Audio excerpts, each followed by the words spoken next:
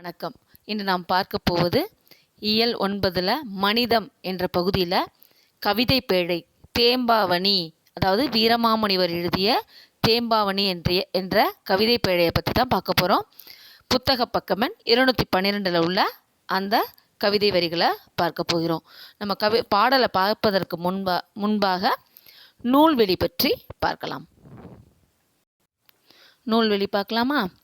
தேம்பா கூட்டல் அணி என பிரித்து, தேம்பா கூட்டல் அணிக்கு என்னன்னா வாடாத மாலை என்று பொருள். வாடாத மாலை என்று பொருள். இப்போ நம்ம இந்த அடிக்கோடிட்டு இருக்க பகுதியெல்லாம் ஒரு மதிப்பெண் வினாக்கள், அதனால் நல்லா கவனமாக அதை பார்க்கணும். பாரு, இதை தேன் கூட்டல் பா கூட்டல் அணி என பிரித்து தேன் போன்ற இனிய பாடல்களின் தொகுப்பு என்று இந்நூலுக்கு பொருள் கொள்ளப்படுகிறது. தேம்பாவணினா என்ன? தேன் போன்ற இனிய பாடல்களின் தொகுப்பு அப்படின்னு பொருள் கொள்ளப்படுகிறது. இது யாரை பற்றி சொல்கிறாங்க அப்படின்னு சொன்னால், கிறிஸ்துவின் வளர்ப்பு தந்தையாகிய சூசையப்பர் என்னும் யோசேப் அப்படிங்கிறவர், வலன் அப்படின்னு சொல்லுவாங்க, அவரை பாட்டுடை தலைவனான அவரை பற்றின பாடல்கள்னு அர்த்தம் கொண்டு பாடப்பட்டுள்ள நூல் இது. இப்பெருங்காப்பியம் 3 காண்டங்களையும் 36 படலங்களையும் உள்ளடக்கியது. மொத்தம் எத்தனை பாடல்கள் இருக்குன்னா 3615 பாடல்கள் இருக்குது. மொத்தம் எத்தனை பாடல் இருக்குது? 3615 பாடல்கள் இருக்குது. இது எத்தனை காண்டங்கள் இருக்குது? 3 காண்டங்கள், 36 படலங்கள். இந்த தேம்பாவணி எந்த காலகட்டத்தில் ஏற்றப்பட்டது அப்படின்னு சொன்னால் 17ஆம் நூற்றாண்டில் படைக்கப்பட்டது. 17ஆம் நூற்றாண்டில் படைக்கப்பட்டது தேம்பாவணி. இந்த காப்பியத்தை இயற்றியவர் யார் அப்படின்னா வீரமாமுனிவர். இவர் ஒரு பிறமொழி கவிஞர். இவர் தமிழ் மேலே உள்ள ஆர்வத்தினால வீரமாமுனிவன் தன்னுடைய பெயரை மாற்றிக்கிட்டாரு. இவருடைய இயற்பெயர் கான்ஸ்டாண்டின் ஜோசப் பெஸ்கி அப்படின்றது இவருடைய உண்மையான பெயர். தமிழின் முதல் அகராதியான சதுர் அகராதி, தொன்னூல் விளக்கம் அப்படின்ற இலக்கண நூல், சிற்றிலக்கியங்கள், உரைநடை நூல்கள், பரமார்த்த குரு கதைகள், மொழிபெயர்ப்பு நூல்கள் ஆகியவற்றை இவர் படைத்துள்ளார். இவர் மிகச்சிறந்த ஒரு எழுத்தாளர் அப்படின்னு சொல்லி சொல்கிறாங்க. இவருக்கு ஏன் இவரை இஸ்லாம் சந்நியாசி அப்படின்னு சொல்லி சிறப்பிக்கிறாங்க? ஏன் அப்படின்னு சொல்லி பார்ப்போமா? வீரமாமுனிவர் திருச்சியை ஆண்ட சந்தா சாஹிப் என்னும் மன்னரை சந்தித்து உரையாடுவதற்காக 2 மாதங்களில் உருது மொழியை கற்றுக்கொண்டார். அதாவது பிற மொழியை எளிமையாக கற்றுக்கிறதுங்கிறது ரொம்ப ஒரு சாதாரணமான காரியம் இல்லை. இன்னொரு மன்னரை பார்த்து உரையாடுவதற்காக அந்த உருது மொழியை கற்றுக்கிட்டாரு. இவருடைய எளிமையும் அறிவையும் கண்டு வியந்த சந்தா சாஹிப் இஸ்மத் சந்நியாசி என்ற பட்டத்தை வீரமாமுனிவருக்கு அளித்தார். இந்த பாரசீக சொல்லுக்கு என்ன அர்த்தம் அப்படின்னா தூய துறவி என்று பொருள். அப்போ வீரமாமுனிவர் ஒரு துறவி அப்படிங்கிறது இதுல இருந்து நம்மளுக்கு தெரிய வருது. இதுதான் வீரமாமுனிவரை பற்றியும் இந்த தேம்பாவணி பற்றிய நூலை பற்றியும் செய்திகள். இப்போ நம்ம பார்க்க போகிறது நுழையும் முன் பார்க்க போகிறோம். பாரு, பசுந்தங்கம் புது வெள்ளி மாணிக்கம் மணிவை இவையாவும் ஒரு தாய்க்கு ஈடாகுமா அப்படின்னு ஒரு சினிமா பாடல் இருக்கு இல்லையா? அது மாதிரி தாயின் அன்பை எழுத உலகில் மொழிகளே இல்லை அப்படின்னு சொல்லுவாங்க. அந்த தாயை இழந்து தனித்துறும் துயரம் மிக பெரியது. மகிழ்ச்சியை பகிர்ந்தால் பெருகும், துயரை பகிர்ந்தால் குறையும். சுவரோடாயினும் சொல்லி எழு என்பார்கள் அல்லவா? அதே மாதிரி தான் துயரத்தை தாங்கிக் கொள்ளும் மனங்கள் மனிதத்தின் முகவரிகள். சாதாரண உயிரினங்களுக்கும் துயரத்தை பகிர்ந்து கொள்ளும் மனிதம் இருந்தால்தான் எத்தனை ஆறுதல். அதாவது நம்மக்கிட்ட உள்ள அந்த துன்பத்தை மற்றவங்கள்ட்ட பகிர்ந்துக்கிறது அப்படிங்கிறது மிக ஆறுதலான விஷயம். அதுவும் தாயை பிரிந்து உள்ள ஒரு குழந்தை தன்னுடைய துயரை எப்படி வெளிப்படுத்துகிறது அப்படிங்கிறது இந்த பாடல் வரிகள் மூலமாக நம்மளுக்கு தெரிகிறது. இப்போது முன் நிகழ்வை பற்றி பார்க்கலாம். பாரு, கிறிஸ்துவுக்கு முன் தோன்றியவர் திருமுழுக்கு யோவான். இவரை அருளப்பன் என்றும் குறிப்பிடுவர். இவரே கிறிஸ்துவின் வருகையை அறிவித்த முன்னோடி. இவர் தான் இயேசு கிறிஸ்து பிறக்க போறாரு அப்படின்னு சொல்லி அறிவித்த முன்னோடி. வீரமாமுனிவர் தன் காப்பியத்தில் இவருக்கு கருணையர் என்று பெயரிட்டுள்ளார். என்ன பெயரிட்டுள்ளார்? கருணையர் என்று பெயரிட்டுள்ளார். கருணையன் தன் தாயார் எலிசபெத் அம்மையாருடன் கானகத்தில் வாழ்ந்து வந்தார். கானகம்னா காடு இல்லையா? அச்சூழலில் அவருடைய தாய் இறந்துவிட்ட போது கருணையன் அடையும் துன்பத்தில் இயற்கையும் எவ்வாறு பங்கு கொண்டுள்ளது, அவருக்கு எப்படி ஆறுதல் அளிக்கிறது என்பதை இப்பாடல்கள் படம் பிடித்து காட்டுகின்றன. பாரு, எலிசபெத் அம்மையார் இறந்து போயிட்டாங்க இல்லையா?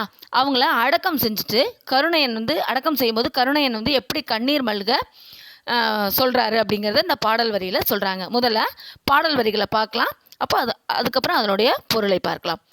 பூக்கையை குவித்து பூவே புரிவோடு காக்கென்று அப்பூன் சேக்கையை பரப்பி இங்கன் திருந்திய அறத்தை யாவும் யாக்கையை பிணித்தென்று ஆக இனிதினுள் அடங்கி வாய்ந்த ஆக்கையை அடக்கி பூவோடு அழுதகண்ணீர் பொழிந்தான் மீதே. அதாவது தன்னுடைய தாயை எப்படி அடக்கம் செய்கிறான் அப்படின்னு சொல்கிறத பற்றி நம்மளுக்கு சொல்கிறாங்க. பாரு, சேக்கை அப்படின்னா படுக்கை. பூக்கையை குவித்து பூவே புரிவென்று காக்கென்று, அதாவது தன்னுடைய தாயாருடைய உடலை மலர் போன்ற அந்த படுக்கையில் சேக்கையை பரப்பி மலர் போன்ற அந்த படுக்கையில் படுக்க வைக்கிறான். யாக்கை பிணிதென்றே ஆக, அவருடைய அம்மா உடம்பு சரியில்லாமல் இறந்து போயிட்டாங்க இல்லையா? யாக்கைன்னா எனது உடல், அதை அடக்கம் செய்கிறதுக்கு என்ன பண்ணுறாரு அப்படிங்கிறத பார்க்க போகிறோம். இப்போ அதனுடைய பொருளை பார்க்கலாம். பாரு, பாடலுடைய பொருளை பாரு. கருணையன் தன் மலர் போன்ற கையை குவித்து பூமி தாயே என் அன்னையின் உடலை நீ அன்போடு காப்பாயாக என்று கூறி குழியினுள் அழகிய மலர் படுக்கையை பரப்பினான். அந்த இறந்து போனவங்களை புதைப்பாங்க இல்லையா, அந்த குழியில். இவ்வுலகில் செம்மையான அறங்கள் எல்லாம் தன்னுள் பொதித்து வைத்து பயனுள்ள வாழ்க்கை நடத்திய தன் அன்னையின் உடலை மண்ணிட்டு மூடி அடக்கம் செய்து அதன் மேல் மலர்களையும் தன் கண்ணீரையும் ஒரு சேர பொழிந்தான். அதாவது அம்மா இறந்து போயிட்டாங்க, அவங்கள மலர் படுக்கையில் வச்சு அந்த சவக்குழிக்கில் வச்சு அடக்கம் செஞ்சுட்டு அதன் மேலே மலர்களையும் பொழிந்ததோடு கூட தன்னுடைய கண்ணீரையும் சேர்த்து பொழிந்தான் அப்படின்னு சொல்லி சொல்கிறாங்க. அடுத்த பாடல் பாரு. தன்னுடைய தாயை இழந்து எப்படி வருத்தமுட்டு அழுகிறாரு அப்படின்றத பாரு. வாய்மணியாக கூறும் வாய்மையே மழை நீராகி தாய்மணியாக மார்பில் தயங்கியுள் குளிர வாழ்ந்தேன் தூய்மணியாக தூவும் துணியிலது இளங்கூழ் வாடி காய்மணி ஆகும் முன்னே காய்ந்ததென காய்ந்தேன் அந்தோ. அதாவது தன்னுடைய தாயாரை இழந்து எப்படி அவர் வருந்துறாரு அப்படின்றத பற்றி இந்த பாடலில் சொல்கிறாங்க. அதனுடைய பொருளை பார்க்கலாமா?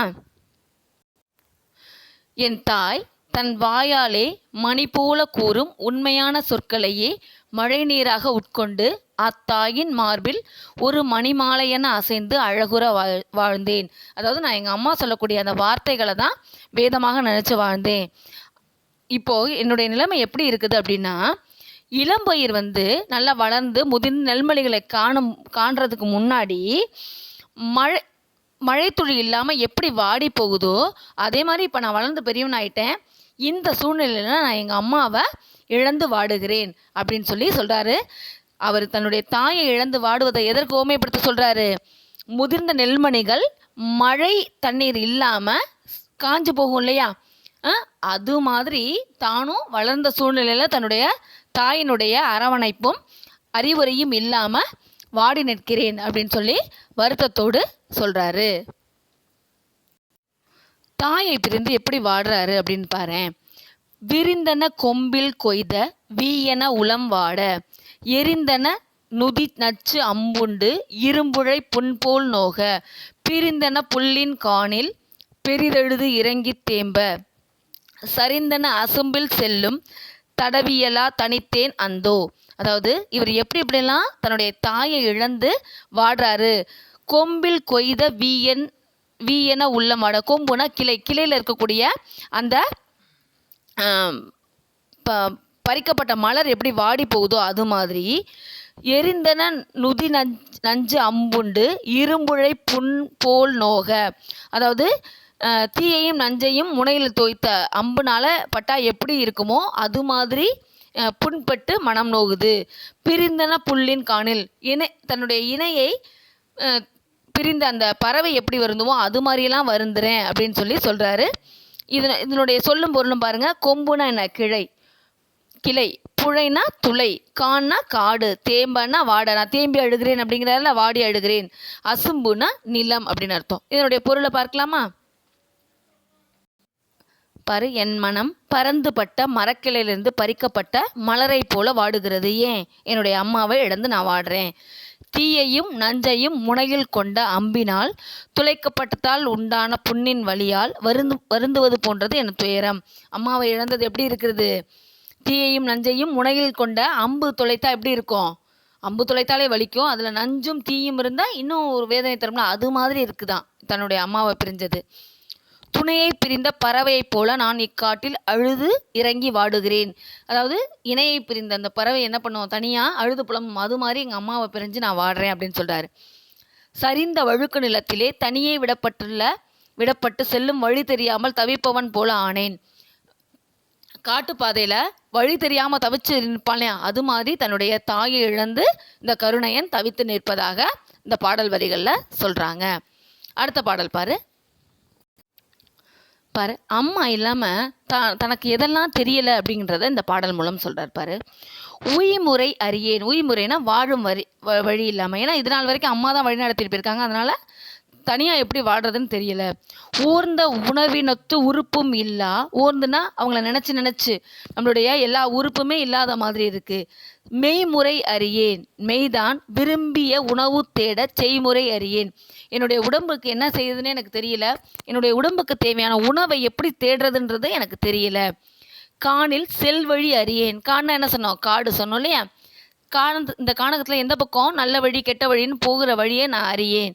தாய் தன் கைமுறை அறிந்தேன். தாயும் கடிந்தன தனித்தே போனாள். கடிந்தன அப்படின்னா என்னை விட்டு விலகி போயிட்டா. இப்போ நான் என்ன செய்யறதுன்னே தெரியாமல் தவிக்கிறேன் அப்படின்னு சொல்லி தன்னுடைய தாய் இல்லாத இயலாமையை இந்த பாடல் மூலம் அழகாக எடுத்துரைக்கிறாரு. இதனுடைய பொருளை பார்க்கலாமா? பாரு. நான் உயிர் பிழைக்கும் வழி அறியேன். நினைத்து கண்ட அறிவினுக்கு பொருந்தியவாறு உறுப்புதல் இயங்குதல் இல்லாத இந்த உடலின் தன்மையை அறியேன். அதாவது என்னுடைய உறுப்பு நான் சொல்கிற மாதிரி இயங்க மாட்டேங்குது. ஏன்னா எங்கள் அம்மா இல்லை. இந்த உடலுக்கு வேண்டிய உணவை தேடிக்கொணரும் வழிவகைகளை அறிகிறேன். ஏன்னா இது வரைக்கும் எங்கள் அம்மா தான் எனக்கு கொடுத்துருக்காங்க. இப்போ என்னுடைய உடலுக்கு வேண்டிய உணவை என்னால் தேடிக்கொண்டு வர முடியல. என் தாய் தன் கையால் காட்டிய முறைகளை மட்டுமே அறிவேன். அவங்க சொல்லிக் கொடுத்த வழிகள் மட்டும்தான் தெரியும் எனக்கு. வேற எந்த இதுவுமே தெரியாது. அப்படிப்பட்ட என்ன தவிக்க விட்டுட்டு என் தாய் மட்டும் தனியாக போய்விட்டாள் என்று கருணையன் அழுது புலம்புகிறார். அடுத்தது பாரு. அவங்களுடைய தாயினுடைய இயல்பை எவ்வளோ அழகானு அடுத்த பாடலில் சொல்கிறார் பாரு. இந்த கருணையனுடைய அந்த புலம்பலை கேட்டு இயற்கை எப்படி பரிவு கொள்ளுது அப்படின்றத இந்த பாடல் வரியில் பார்க்கலாம். இந்த பாடல் உங்களுக்கு மனப்பாட பாடல் கூட, ஓகேவா? அதனால் இதை சரியாக கவனிச்சுக்கோங்க. பாரு, பாடலை பாரு. நவமணி வடக்கையில் போல் நல்லற படலை பூண்டும். படலைனா மாலை. தவமணி மார்பன் சொன்ன தன்னிசைக்கு இசைகள் பாட. துவமணி மரங்கள் தோறும் துணரணி சுனைகள் தோறும் ஓமணி காணம் கொள் என்று ஒலித்து அழுவ போன்றே. அதாவது இந்த கருணனுடைய நிலவையை பார்த்து இயற்கை எப்படி அழுகிறது அப்படிங்கிறத இந்த பாடலில் சொல்லியிருக்காங்க. முதல்ல இந்த பாடலுடைய பொருளை பார்த்துட்டு இன்னொரு முறை இந்த பாடலை பார்க்கலாம். பாரு. நவமணிகள் பதித்த மணிமாலைகளை பிணைந்தது போன்று நல்ல அறங்களை எல்லாம் ஒரு கோவையாக இணைத்த தவத்தையே அணிந்த மார்பனாகிய கருணையன் இவ்வாறு புலம்பி கூறுகிறான். தன்னுடைய தாயை பற்றி சொல்கிறான் இல்லையா? அது கேட்டு பார்த்தீங்கன்னா பல்வேறு இசைகளை இயக்கியது போன்று தேவ மலர்கள் பூத்த மரங்கள் தோறும் உள்ள மனம் வீசும் மலர்களும் மலர்ந்த சுனைகள் தோறும் உள்ள பறவைகளும் வண்டுகளும் அக்காட்டிலே அழுவன போன்று கூச்சலிட்டன. அதாவது மரத்தில் உள்ள பூக்கள்லாம் அப்படியே கீழே விழுந்தது. அந்த பறவைகள்லாம் அப்படியே கத்திட்டே போனது எப்படி இருந்துச்சுன்னா கருணனுடைய தாயினுடைய மறைவுக்காக அழுதது போன்று இந்த இயற்கை இருந்தது அப்படின்னு சொல்லி கவிஞர் மிக அழகாக இந்த பாடலை சொல்கிறார். இப்போ மனப்பாட பாடலை ஒரு தடவை பார்க்கலாமா? மனப்பாட பாடலை ஒரு முறை பாருங்கள். நவமணி வடக்கையில் போல் நல்லற படலை பூண்டும். தவமணி மார்பன் சொன்ன தன்னிசைக்கு இசைகள் பாட. துவமணி மரங்கள் தோறும் துணரணி சுனைகள் தோறும் ஓமணி காணம் கொள் என்று ஒலித்து அழுவ போன்றே. இந்த பாடல் பார்த்தீங்கன்னா நிறையா எதுகை மோனை இருக்குது இல்லையா? இதில் எதுகை தான் அதிகமாக இருக்குது. பாரு, எதுகையில் எது சொல்லலாம்? நவமணி சொல்லலாமா? தவமணி, துவமணி, உவமணி சொல்லலாமா இல்லையா? எதெல்லாம் சொல்லலாம்? நவமணி, தவமணி, துவமணி, உவமணி அப்படின்னு சொல்லலாம். இதெல்லாம் இந்த பாடலுக்கு விடை கேட்கும்போது கூட இதில் கேட்பான். இதில் உள்ள எதுகைகளை சொல்லுங்கள், அடி எதுகைகளை சொல்லுங்கள் அப்படின்னு சொல்லுவாங்க. பாடல் இன்னும் ஒரு முறை பாருங்கள். நவமணி வடக்கையில் போல் நல்லற படலை பூண்டும் தவமணி மார்பன் சொன்ன தன்னிசைக்கு இசைகள் பாட துவமணி மரங்கள் தோறும் துணரணி சுனைகள் தோறும் உவமணி காணம் கொள் என்று ஒலித்து அழுவ போன்றே. இந்த பாடல் 8 வரி இருக்குது. இருந்தால் கூட எளிமையாக மனப்பாடம் செய்யக்கூடிய ஒரு பாடல். அடிக்கடி முதல் பருவத் தேர்வு, 2ஆம் பருவத் தேர்வுலாம் சென்ற முறை கேட்ட ஒரு பாடல். அதனால் மாணவர்கள் இதை நல்லா மனப்பாடம் செஞ்சு தேர்வுக்கு தங்களை தயார்படுத்திக்கணும். இப்போ பார்த்தீங்கன்னா பக்கம் 214 இலக்கண குறிப்பு இருக்குது. அதை மட்டும் ஒரு தடவை பார்க்கலாம். பாருங்கள், இலக்கண குறிப்பு பாரு. காக்கென்று, காக்கவென்று என்பதன் தொகுத்தல் விகாரம். கணீர், கணீர்னா கண்ணீர் என்பதன் இடைக்குறை. ஏன் இடைக்குறைன்னு சொல்கிறாங்க? அந்த இன் அப்படிங்கிற வார்த்தை இல்லையா? இல்லை, அதனால இடைக்குறை. காய்மணி, உய்முறை, செய்முறை அப்படிங்கிறதுலாம் என்னது? வினைத்தொகைகள். ஏன்னா இதெல்லாம் 3 காலத்தையும் காட்டக்கூடியதாக இருக்குது. மெய்முறை அப்படின்னா வேற்றுமை தொகை. கைமுறைனா 3ஆம் வேற்றுமை உருபும் பயனும் உடன் தொக்க தொகையும் அப்படின்னு சொல்கிறாங்க. 2 பகுபத உறுப்பிலக்கணங்கள் கூட இதுக்கு கொடுத்துருக்காங்க. பாரு, பகுபத உறுப்பிலக்கணம் பாரு.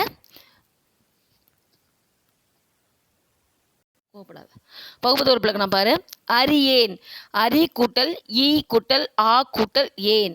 அரி பகுதி, ஈ சந்தி, ஆ எதிர்மறை இடைநிலை புணர்ந்து கெட்டது, ஏன் தன்மை ஒருமை வினைமுற்று. அடுத்து பாரு, ஒலித்து இருக்கு இல்லையா? ஒலி கூட்டல் இத்து கூட்டல் இத்து கூட்டல் ஊ. ஒலி என்னது? பகுதி. இத்து சந்தி, இத்து இறந்த கால இடைநிலை, ஊ வினையச்ச விகுதி.